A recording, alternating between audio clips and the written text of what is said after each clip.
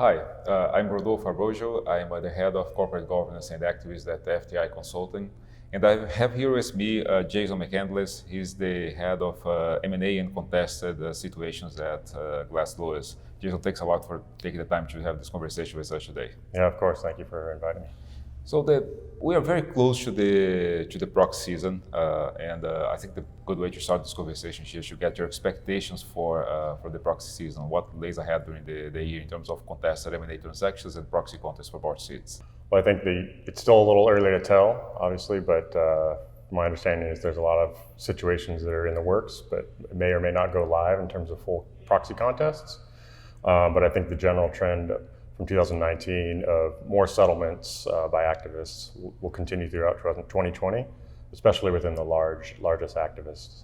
I know that many of these situations, not only the activists that try to influence the way that you are going to recommend because they have a slate being proposed for a company, but also other shareholders would like to join the conversation, trying in a way to influence the outcome of a recommendation from Glass Lewis.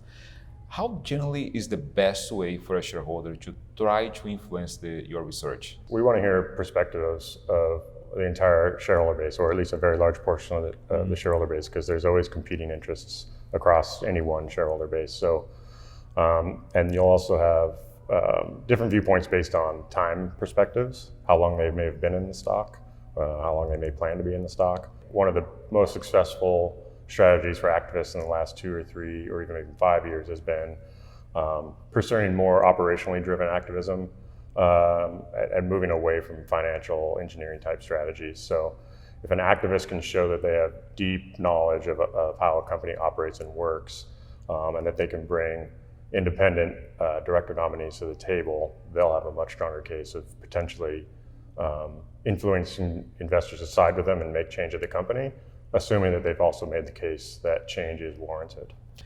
Many M&A transactions nowadays are being contested. It has become more and more common. If I think about some even good M&A transactions, good deals that were criticized and have some headaches with dealing with the shareholders in terms of approving the deal, what do you think are generally the pitfalls, at least that you have seen in your working with these transactions, that management generally does in trying to present their case to investors, to shareholders? I think a board and a company, the best way to avoid or to insulate themselves from an activist challenge in M&A transactions is to show that they've done a very thorough process. They've had a dialogue with their investor base, communicated what their strategy is going forward, and to not do surprising transactions that the investors may be surprised by. So if they can show that the sale process or merger process was conducted by independent directors of the board, free of conflicts, as long as, if they've talked to multiple bidders and potential bidders, and this offer that they've agreed to represented the best offer, then that's going to go a long way with the shareholder base to show that they did their due diligence in getting the best value for shareholders. Jason, thanks a lot for being here with us today. It was a very interesting conversation. Thanks for all the Thank you very much. It's my pleasure.